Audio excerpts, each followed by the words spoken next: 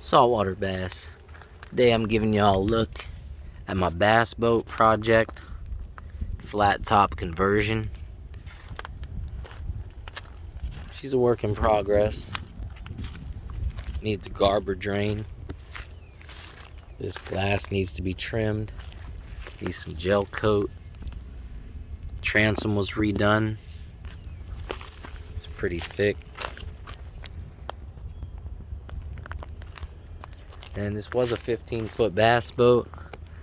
It's gonna be a flat top skiff now.